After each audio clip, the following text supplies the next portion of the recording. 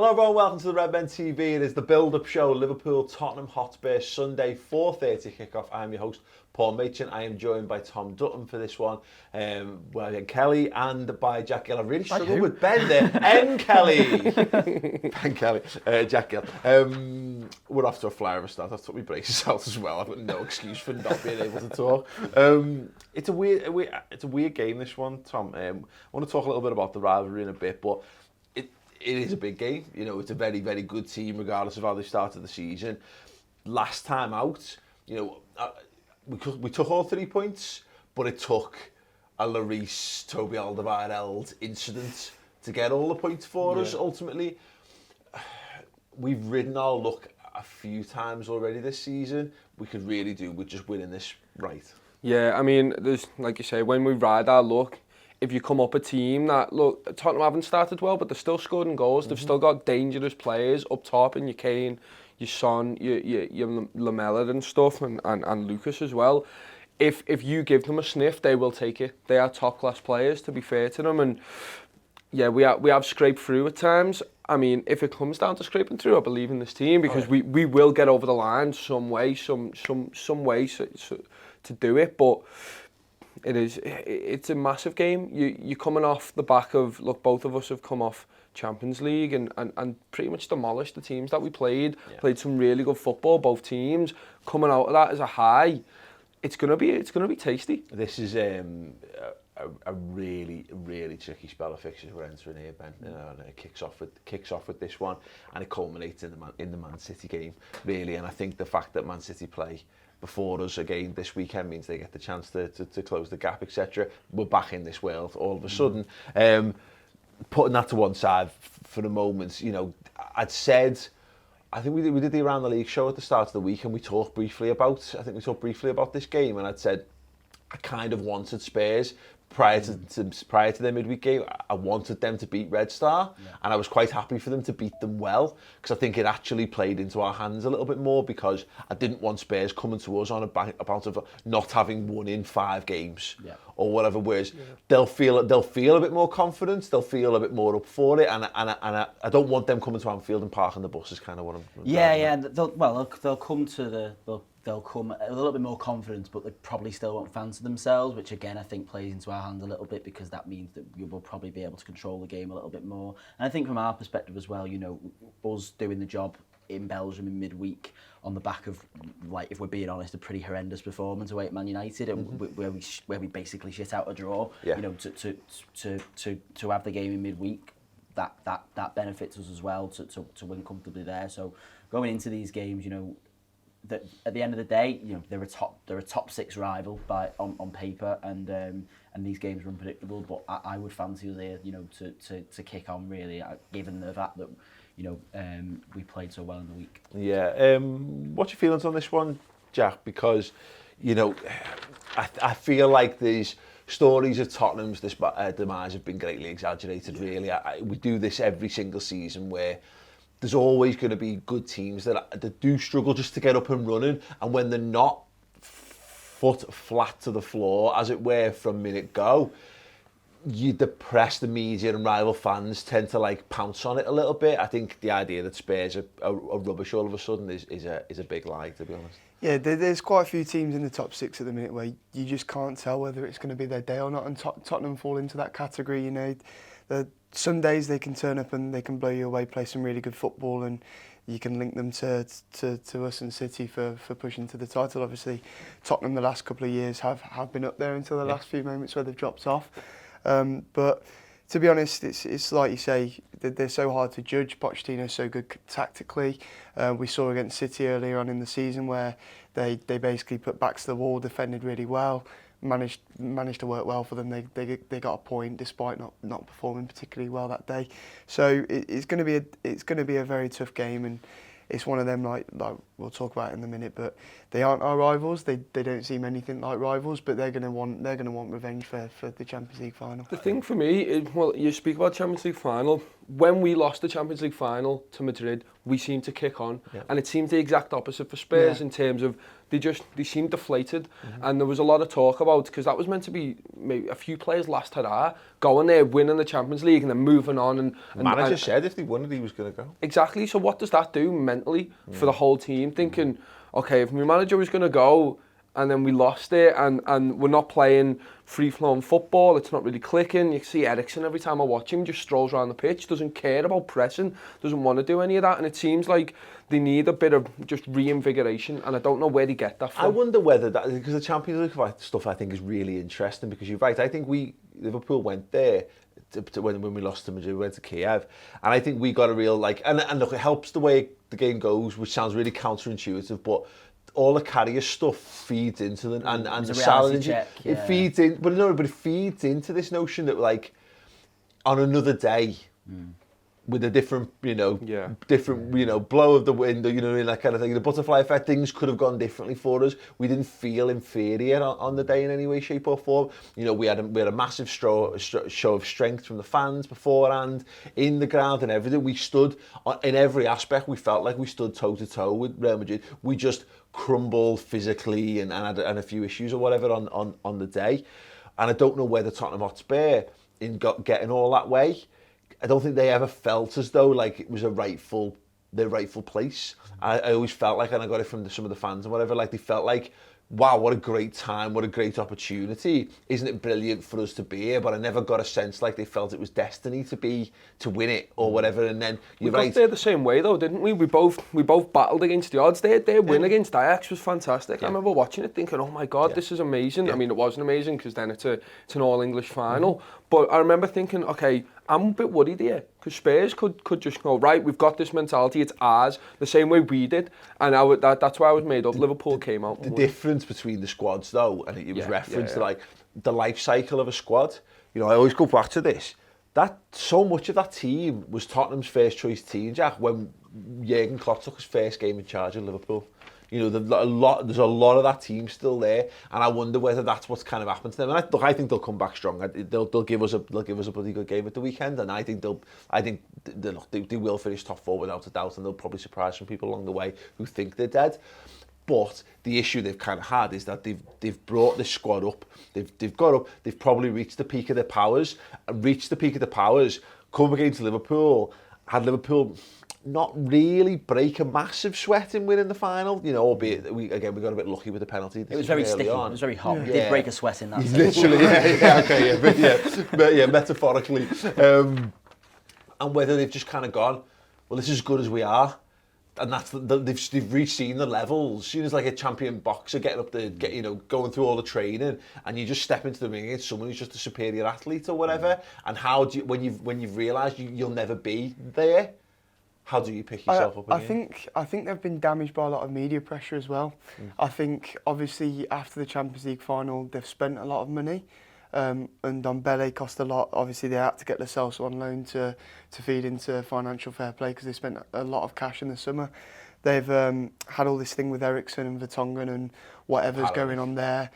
They've always got Pochettino leaving, always linked to Real, always linked to Man United. I think it's one of them where, like you say, I think people are looking at this Tottenham side and they have world-class players who are going to want to win trophies, and they're in the sort of situation that we were in a few years ago where we've got world-class players who are saying, yeah, this is good, but I want more. Yeah. And at the minute for Tottenham, while they're still not winning stuff, they get knocked out the Carabao Cup to, I've forgotten who it is, Colchester I think it is.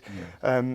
They're in the Champions League getting dicked by Bayern and stuff like that, and it's just, they're just one of them teams where you can't see where they're going to get their luck, do you know what I mean? Yeah, absolutely. One thing that I think was quite funny, just lastly on the Champions League final stuff, and this is the world that we're not kind of privy to because we kind of live in our own little bubble, at times up in Liverpool.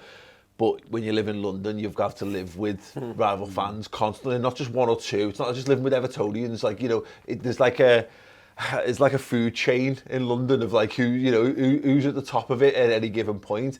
And I love the notion that there's like Chelsea fans winding them up. Yeah. because they won the Europa League and Spurs lost the Champions League final, whereas I'll be perfectly honest, I'd rather lose a Champions League final than win a Europa League. It's just a sad state of affairs. But yeah, so yeah, I think they've had to live with more banter than most have over the summer, so I do have a degree of sympathy with Tottenham Hotspur fans. But as mentioned, I don't consider them rivals, and I find that really odd when I think about it. I got asked to do a video for Ball Street a couple of years ago, and it was like, talk about the rivalry, because I remember the Fighting Cock podcast put a graphic out about how many years they finished above us or something like that, get back in your hole, Liverpool fans, blah, blah, blah. And I remember thinking like, oh wow, I never thought you had an opinion on us. When I'm asked to name the top teams, like it's embarrassing how often I go, and someone goes, Tottenham, Paul. I go, Tottenham! Because I don't like Chelsea, can't stand Chelsea, I can't stand, obviously, United.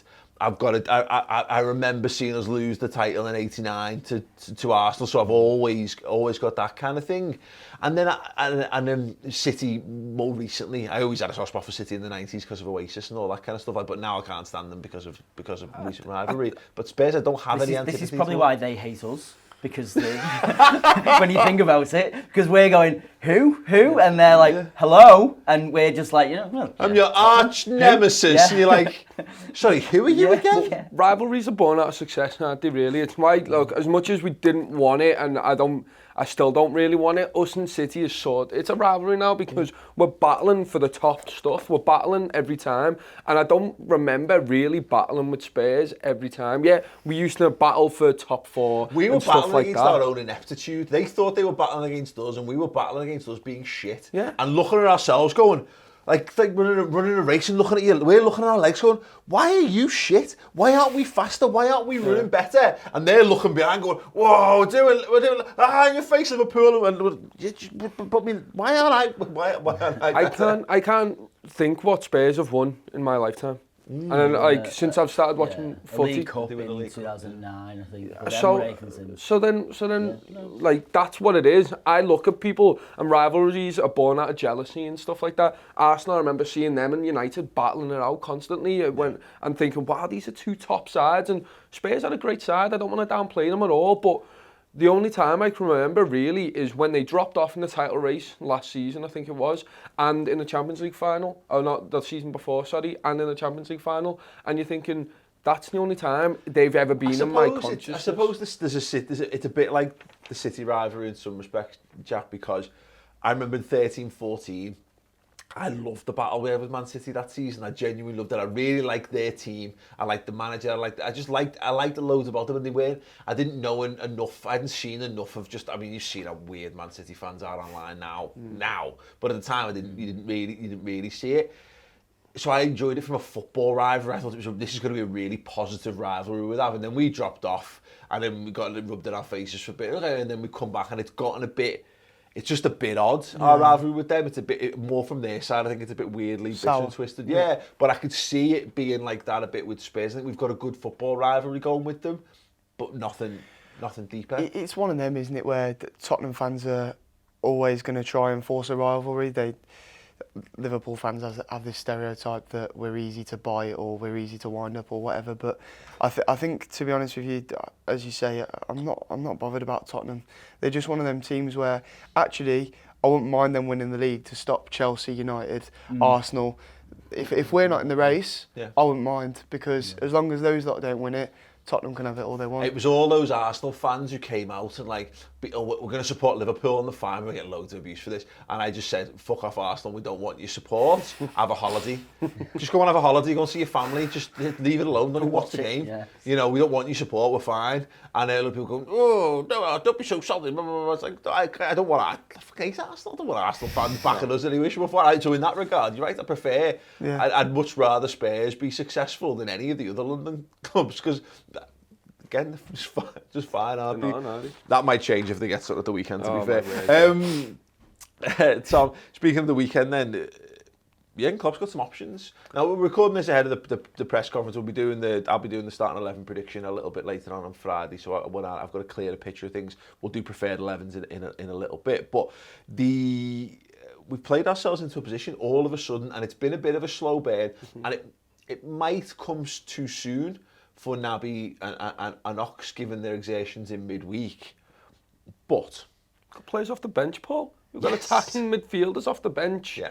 And it's been a while where you can look at it and go, because there was always doubt. You can say, oh, you can bring Keita on, you can bring Oxlade-Chamberlain on, but are they going to affect football games? The answer now is yes. And you've also got Lallana in there. The answer now is yes, where you can rely, maybe not rely on them, but in the same way as Divock Origi, when we were like, can we really rely on him? And he comes on and he makes an impact every time. And I love the fact now that I was looking at our top scorers, and Mane's on 9 in all comps, I'm pretty sure. Mane's on 9, Salah's on 7, Firmino's on 3, Milner's on 2. We're just getting goals from other places as well, in terms of Spurs have got Kane's on 10, who's firing away their top scorer, because they're just going for this focal point, and then there's Son, Lucas and Lamella who are helping as well. But I think I just really enjoy the fact how that many goals have they scored? Just to see how well your point holds up. They've scored, Son's 5, Lucas is 5, Lamella's 4.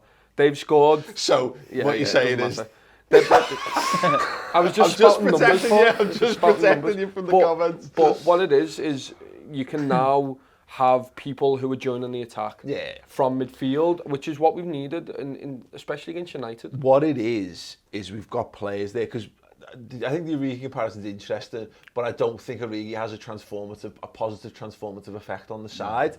I think Naby and Ox do. I think Lallana and Origi, they're both players for whom you can drop them in individually and you don't see a significant drop off. Your team can still perform, but Naby and Ox are completely different to the other players we've got. That's the first time I've been banging this drum all summer, and even last season, we finally got to see Fabinho, Naby and Ox. There's a chance, Ben, that might be the midfield that Jurgen Klopp's wanted all along. And we're going on about this, our understanding of what Liverpool's midfield is. And he likes a functional midfield. He likes Jordan Henderson and Wijnaldum. He likes the grafters. Yeah, he loves a grafter in midfield.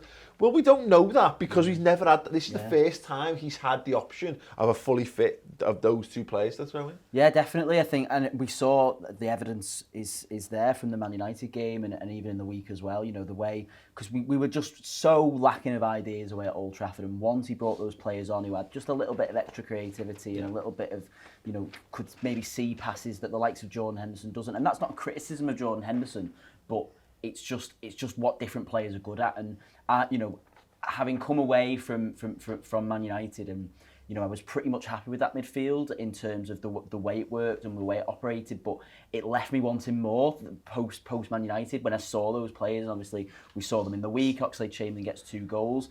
I now feel like I'm ready for a freshening up of the midfield in the league sense as well. I think personally, I think our best midfield is Fabinho, one of Henderson, Gini, one of Keita and Ox. I think that provides the best balance. I think that's probably what we'll see at the weekend. Or that's what I'd like to see at the weekend, as we'll come to later. But yeah, I think those players now, suddenly you kind of forget about them because obviously Ox in particular, he was out for so long. Keita was only sort of fits and starts last season. He had a good period sort of around February, March, April, where he was coming in for the quarterfinals of the Champions League and the Bayern game and stuff like that. But obviously then he gets injured as well, so he drops off again. And now suddenly, the more you see of them, the more you're reminded of what sort of talented players they are and how many options we suddenly have in the midfield. It's great. And Tom's smiling to himself because he knows them, right? Yeah, no, it's great. Love it. The Oxlade-Chamberlain stuff's interesting. So Anfield Index did something on stats on Ox and what have you in his pressing game. Dan Kennett, our good friend and football analyst, wrote about it. This is huge for our season. Ox is an 8, is a phenom, which I love that. It's up there with The Undertaker. No other player in our team offers the level of intensity, counter-pressing and power that he does, not even Bobby or Fab. Equivalent of 12.2 kilometres in a game. We have 76 possession, is lots and lots of fire emojis. For me, he's our best player without the ball by a long way and should be first name in the team sheet versus City in November. With him, we can repeat the performances of 17-18. No one in the City team can live with his physicality and intensity, and that's the thing. I think, Jack, there's going to be horses for courses, and that's the beauty of the squad that we've got. I don't expect us to play that midfield all the time, but there'll be different types of games. There'll be games when you're coming up against Man City. You're coming up against the best teams in the world, and they're going to put their best team in the world against our best team in the world, and the best team in the world will come out on top.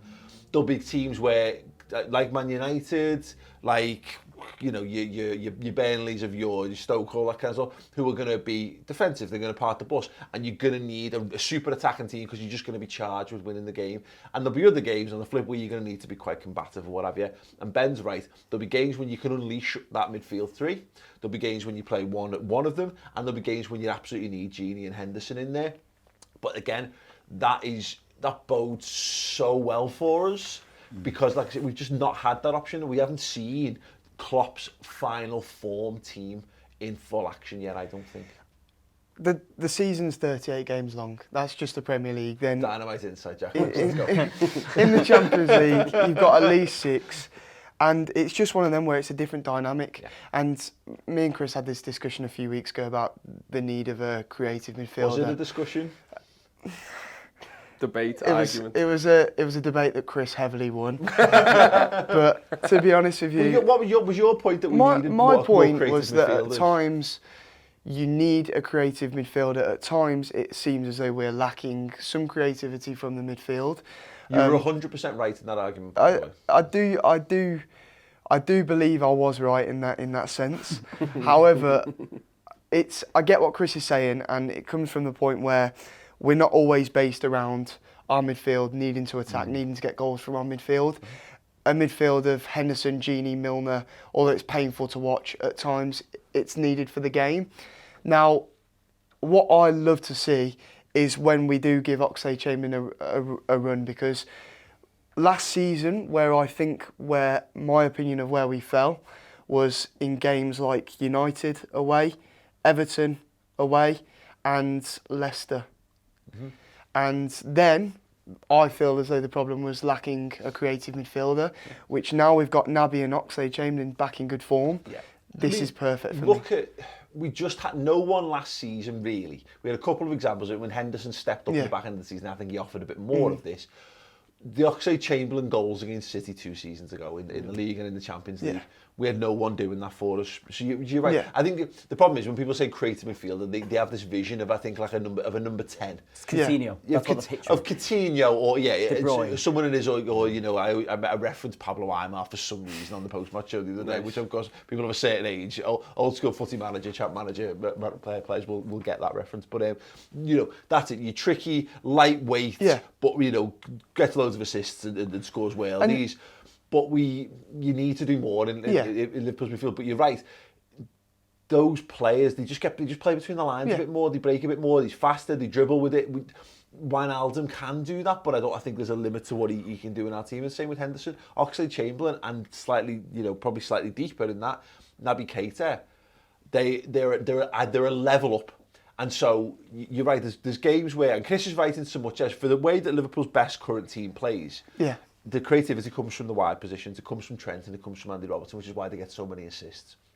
But there will come a game every now and again, or maybe more often than not, as teams look to try and nullify us, where you're just banging on the door, and we've seen it. We got lucky-ish against Arsenal, because that game was going exactly the same way. It was a good ball into the box, and it's a set piece, isn't it, that where we finally break them down. But there's going to be games where you're going to need other ways of doing it, and that's where Oxlade-Chamberlain plays. That's where I think Klopp got it perfect against United, because, you know, when do we see Klopp actually making an early substitution? But he bought, was it Ox on after 60 minutes? 60 and it was just like he knew that we needed a creative player in that game. Where I feel as though it's coming is obviously with Naby Keita. Going into that game against Genk, everyone's eyes was on him, going, this is when we're going to unleash Keita. Everyone forgot about Oxlade-Chamberlain being in the lineup. Well, Ox showed us, didn't he? You know, and you can caveat it, Tom, with it being Genk all we want. I mean, that's fine to say, like, you know, not necessarily the best team we're going to face this season by any stretch. Although I was impressed by them, like, but what he did.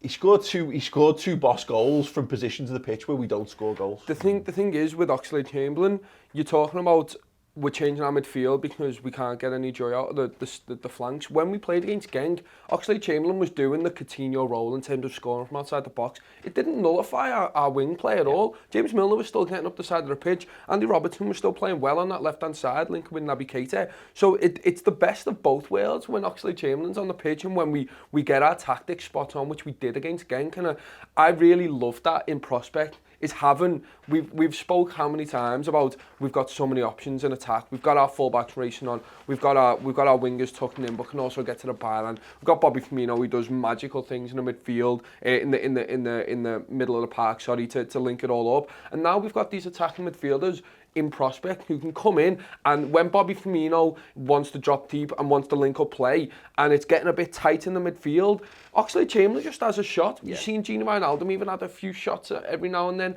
Naby Keita had a go at it, and it's creating so many more dangerous situations, and it frees up so many more players that are usually double marked. The teams defend, it's so compact in the middle of the defence, because that's what you do. You're protecting your 18-yard box effectively. So we play wide to try and stretch things out, but you so often not. You get into a routine, and we've seen it sort of happening in Sheffield United, happening in Manchester United as well, where you're just repeating the same process, and then you're ended up in a situation where you're lumping the ball into the box and you're asking Firmino, Mane, Salah to try and beat these 6'4" centre-halves in the air. The balls are going to be perfect in that regard, and we're better than most at doing that, so we still got that as an Arsenal. But every now and again, just having someone you need in that instance where it's so tight in front of goal, down the middle of the park, you need brilliant technicians as well. You need lads whose just touch is tighter, it's quicker, they move the ball, and having an eye for goal as well. You know, so all of a sudden you're set. Liverpool are going to play that wide. We play the ball into the midfield, well, you know they're just going to shift it out to the other side. Then all of a sudden, Ox just hits it. Yeah. First time with the outside of his boot onto the top of the crossbar and in, but that's it. And you know, look, he's not going to score with every shot. And ask more questions. Exactly. You don't want to end up in a Coutinho situation where you're having 50 shots a game and you're doing fuck all, because you need to have this process. But it strings to the bow that we haven't had. And we're discovering that, and you know, we touched on it. You touched on it just then. You know, that Genk is Genk, but at the same time, you know, last season the Red Star home game was a big game for Fabinho, where he came in and he was absolutely outstanding, and it was all dressed up. Well, it was only Red Star and all that, but these are the games where Keita and Oxlade-Chamberlain will now be sat down, shown their performance back, and you're going, this is what you're doing. You're doing this right, and you're doing all these things correctly, and they can build on that. And these are the type of games where, when you do play well, that gives you confidence. You're told exactly what you're doing. You're told where to improve, and you take that then into the bigger games, such as this one. And you know what as well. For ages we've been saying about the fact what's different between us and City. Obviously, City blow away teams, we don't. Then, with that midfield, I think we're fully capable of blowing away teams. When you talk about the teams at the lower end of the league, I really feel like there is so much creativity in that team. When you put Trent in as well and Robbo on the left, there's just so much creativity that we will be able to blow away teams. It's another old wrestling reference, but like the left one don't get you, then the right one will, or the middle one, or the guy just behind the middle one, or the guy just left, just next to him, or the guys out wide. You just add in more ways in which we can hurt you, and there's only so much when you teams at certain levels. There's only so much they can do. I mean, there's only so much of that you can cover, so no, very, very exciting indeed. We're going to talk about whether these lads actually get into our preferred 11s in a moment. But first, we did the Reds News Roundup show this week with Mr. Steve Hall. It was an absolute belter. Take a look and listen to this. I sometimes wonder whether Jurgen Klopp looks at Raheem Sterling and as a bit of a shame that those guys never cross paths. And you know, obviously they're both English, they're both young players, they're both great talents. And wonder whether, you know, if he buys somebody like Jadon Sancho, can he mould him and develop him into a top? Because look, there's no arguing that Raheem Sterling's really kicked on under a top manager at Manchester City. You know, I don't know who's in charge at Dortmund right now, but you know, imagine somebody like Sancho under one of the best managers in the world. What I've seen of Sancho so far, like I'm not completely convinced he's going to be worth 100, 125 million, but nobody thought Raheem Sterling was going to be worth 49 at the time. Inflation in the market means that we're probably looking at fees similar to what you would have been paying. So if you buy Sancho now for 120 million quid and he ends up at the levels that Sterling's at, you go, well, that's right now. You go, well, that's good value for money. That's what we've got to do. I've saying this for years. We've built now, and what you do is you do what Barcelona have been doing. The Barcelona model is just top it off. You just top it up every now and again. Every couple of seasons, you go and buy a massive player who's brilliant. You go and buy one of the best in the world, you know, and then you have the best years of them at your club, and then you fill the rest of your squad out with hopefully some very talented young lads who are coming through. And a lot of this will depend upon winning a Premier League title or whatever, or continue to win Champions Leagues, just so you're making sure that the lads who are in there have got those experiences to pass around the squad. But for me, yes, look, Sancho's on that list, isn't he, of the lads that I think I'm just reading the tea leaves and all that kind of stuff. Like, I have a very strong feeling that Liverpool are going to go big for someone in the summer. I keep hearing the Mbappe stuff. It's never going to be Mbappe. But Sancho does fit the mark. He's English as well, which I think is a big thing, and it shouldn't be underestimated that we're going to need as many English players as possible. Yeah, there you go. You can get that full show on the redmentv.com. It's completely free for the first month, so if you want that. We do wrap up the big, interesting Liverpool news stories each and every week, as well as the midweek final word, because obviously you'll see now Monday final word is out, is replacing the podcast. But if you like that show, that's there for the Champions League games, the League Cup games, etc. in the midweek, as well as the instant match reaction, which this week had Alan Kennedy on us in a bar in town, which was an absolute belter. Chris's Stats and Tactics show. There's a whole host of absolutely amazing content and exclusive interviews with the Liverpool manager, Liverpool players past and present as well, and on the website, so yeah, you can go over and check all that stuff out. Anyway, preferred 11s, Jack. Have you got anything interesting, anything out of the ordinary going for you? Well, I've got Robbo to start. I think he'll be fit for it. Mm-hmm. I think. I mean, all being fit. Are you going back? Everyone going back with the back five? The back five. Yeah, Matic back in. No. Oh no. Gomez comes in. Okay. And it obviously depends how Spurs set up. I had a look. The last 5 games they played a 4-2-3-1. Before that 3-4-2-1. Before that they played a 4-2-3-1 again. Then a 4-1-2-1-2, and then a 4-2-3-1. So they're changing pretty regularly, which is mad. So we don't know how they're going to set up, but they have some pace. They have some pace up top. Mm-hmm. If they play Lucas and Son, which I'm sort of half expecting, I don't know why Lucas didn't play last time, but it's what. If that happens, Joe Gomez's pace is going to be invaluable. And look, as good as Joe Matip is, and he is fantastic, I think Joe Gomez can more than withstand it, and I want to see him play. I really do want to see him play centre-half. I know these are our preferred 11s, but I do wonder whether the reason Joe Gomez didn't play in the week is because Matip isn't going to be fit. That's a good point. I think because I don't see. I'd have just assumed that he would have just dropped And to be fair, the fact that he didn't play at all as well, because he would have played right back if Trent wasn't there. He could have played centre back, but he didn't play at all. So I'm thinking he doesn't want to play Lovren. So and then he brought Gomez on for half an hour or however long we got, and I get the feeling. I mean, I would prefer to see Matip in personally, just because of how well he's playing. But I get the feeling that it's going to be Robbo, Virgil, Gomez, Trent. We were sat here prior to the game, and I think it was right at the end, and I threw it in like Lovren, anyone, and went oh. I mean, Lovren is Lovren, isn't he? I think you know what you're going to get. You're going to largely get fantastically committed performances and the occasional brain fart. Tottenham Hotspur and Lovren fills me with a cold dread. So I get the Gomez stuff's a potentially interesting He's good shout. enough, Paul. He is good enough, and it depends about Trent. I know he was ill, wasn't he, the other day? Maybe then you put Gomez on the right hand side, and you do put a Joe Matip in if he's back. Yeah. If not, Lovren comes in there. That's the best thing about Gomez. He's versatile. Well, the best thing about Lovren in some regards, isn't it, is that like, none of us would have him in our best 11s, or none of us would choose to have Lovren in, which is a bit unfair, really. Yeah. But he's never gonna. He doesn't deliberately make mistakes. He's perfectly capable of coming. We're sure against Leicester. Comes into that game, Jack, and he's The best thing about that as well is obviously when Klopp first came, it was when Van Dijk first came as well. It was very much Lovren and Van Dijk, and we haven't gone out and bought anyone new. We've just used the centre backs we've got and coached them to be better. And now Lovren's fallen behind. And it's like you said a few weeks ago, Paul, that you deem Lovren as probably one of the worst players in the squad, and that's saying a lot. He's been a Champions League winner. He's been a World Cup finalist. Yeah. It's one of them, isn't it? Absolutely. Midfield then, has anyone gone for Fabinho, Naby Oxlade?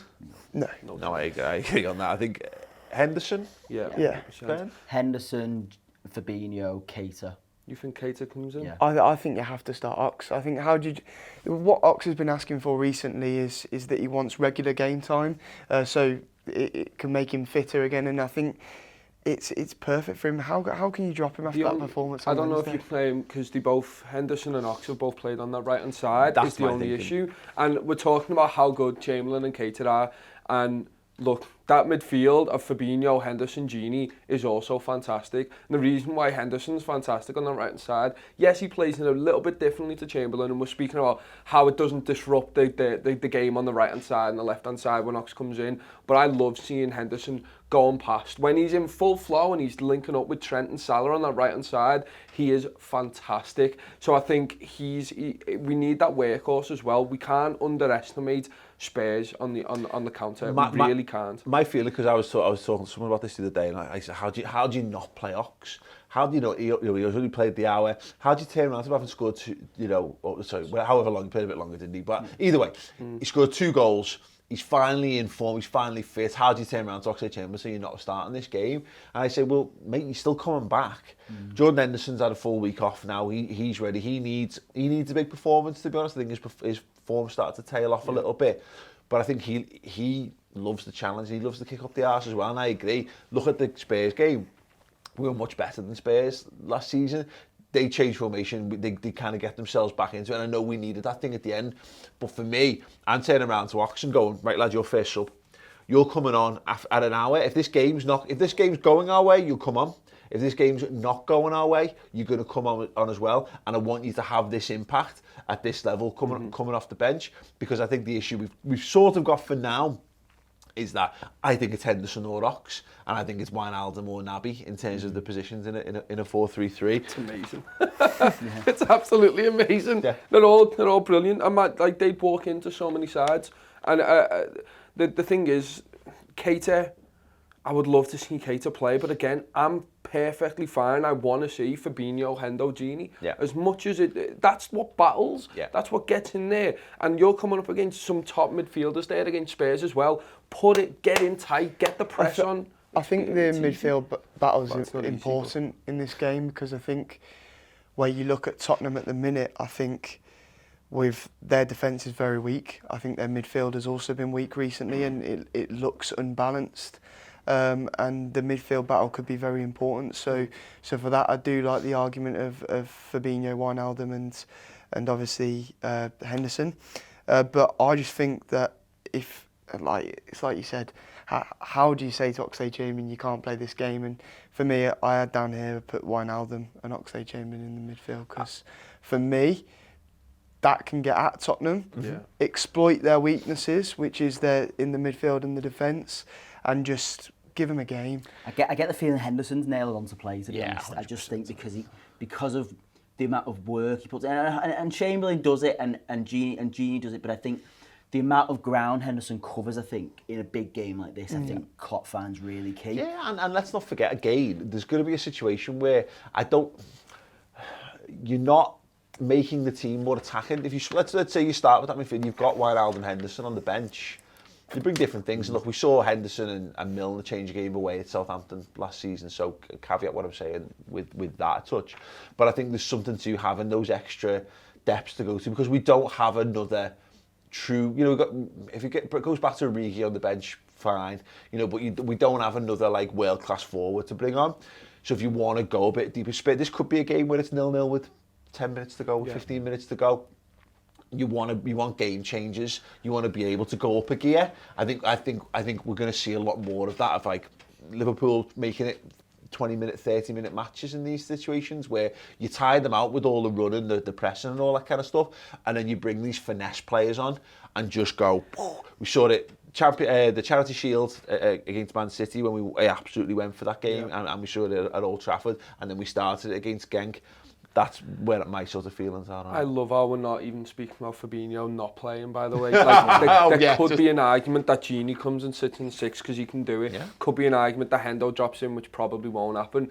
But just the fact that he allows everything else to happen. I think we spoke about it at post-Genk, and we were saying, we literally left, I think it was James Sutton saying, we literally left 3 people at the back, and 4 with the goalkeeper, and just went, there you go, because we trust implicitly in that. We've got a spine of players that are world class, and I mean, it could be a case Fabinho might need a rest. He's played a lot of football. Yeah. I wouldn't be adverse to seeing Gini Wijnaldum in the 6 with a Naby Keita and a Henderson there. Well, I think that's got good balance. You mentioned it, and I think we've seen it. Probably not this game, 'cause I think you want Fabinho in in your big games, because he's your big game player in that regard. But in terms of freshening up, that could be a solution to how do you get Ox and Naby into the team? Do you drop Henderson back into the 6 for this one, or Wijnaldum? We'll see all these midfields at some point. Could even go to a 2. You've got the Arsenal Cup game next week. You know, it's definitely going to be freshened up. I'd be surprised if Fabinho plays there. The point for me is that Dan Kerr made that is spot on. Is that I think you're engineering a situation to the best of your ability where your absolute 100% A-star grade team is available for that Man City game at Anfield. And so, what that mean? Does that mean that Oxlade-Chamberlain is? Do you keep him? Yeah, that's what I was just going to say. We don't know what that is at this point. It's probably the midfield. It's definitely one of Naby and Ox, almost certainly Ox. I think in the midfield in that game. With the genie on the left. Potentially. And that's the thing. And then I guess you can kind of switch it in and make it a 2 when you need to be more defensive in that sense. Yeah. I love this fact that we were speaking about. I remember at pre-season everyone's going, "Oh, we need to sign people," and Klopp was like, "No, I've got the players at my disposal. I'm just going to use them." And we were all saying, every single one of us was saying, "No, we need this, we need this." And obviously there's question marks about the front 3 and who comes in, because there is a bit of a drop off just because they're so world class. Yeah. Origi's very good. He's not that top echelon. Yeah. But we're seeing, we're bearing the fruits of it now. Nobody cry-asked at Barcelona when they went, hang on a second, back in the day, Neymar, Suarez and Messi, well, who's underneath them? No one went, well, there's a significant drop-off in quality, but because of course there is. Yeah, of you know what I mean? They're so good. Well, world class is world class. But I think one thing, if you could tell, one uniform thing that we know about how Klopp uses a squad is that he doesn't rotate the front 3, he rotates the midfield. Yeah. And we've not been able to rotate the midfield because with the players that we've got, the players there haven't been fit, and so we've had to get them up to speed, and we do finally have those options mercifully. The amazing thing as well about this is we haven't spoken about Lallana once during this whole conversation. Yeah. He scored for us last week. He'll be boosted by that as well, and we have another player on the bench there that there's a severe difference in quality between the likes of him, Oxlade-Chamberlain, Keita and him, in my opinion. But he's still a good player, and he still showed on Sunday that he can be important for us. And like I remember Daniel Sturridge last season, he didn't really do much for us last season. But the one thing you'll remember of Daniel Sturridge last season was that curled strike against Chelsea where he got us a point, which was Chelsea, PSG. Yeah, which was massive for us, and it was just these lads have all got a role to play, and I think we get sucked into this notion of a best 11. I think at times, I know I was brought up for the City game. Klopp will know what is, for me your best 11 is dependent on your opponents. But I guess the true argument is when you come up against the best team you can possibly face, and you want to go have a bit of a slugfest with them who's in that team. But you're right, we don't play Man City every week.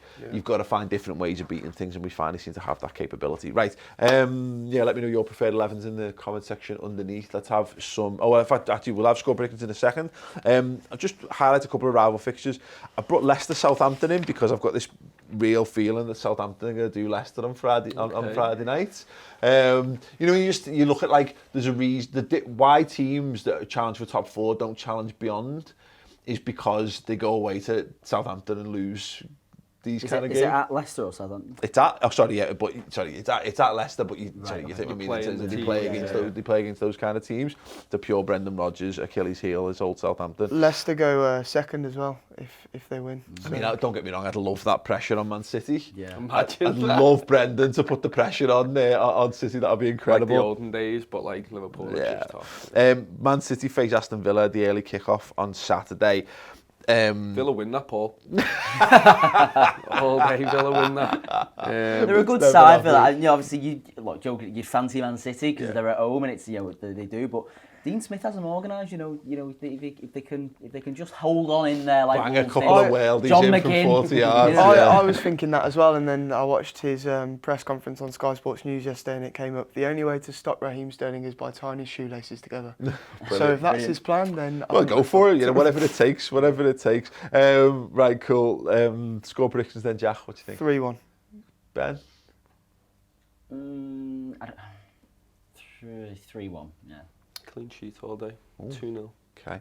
I'll go 2-1, but I think rather than it being their defence chucking one in for us, I think it'll go quite similar to last time, but we'll just go on and we'll score the second goal properly ourselves. Champions League final all over again. Nice little 2-0. Mane hits it at a player's arm. Nice little 2-0. Just Oh, to belittle the biggest game in European football. No, Nice it's little another 2-0. it's another example. We talk about this all the time. We did this all last season. We'll do it all this season, undoubtedly. But because the Man City players will be safely tucked up with their 3 points from the early Saturday, they're all going to be watching this. It would be nice for us to not break a sweat because they'll have been so buoyed by the Man United game last week. I don't want that again. You're right. If you can just go out there and just be.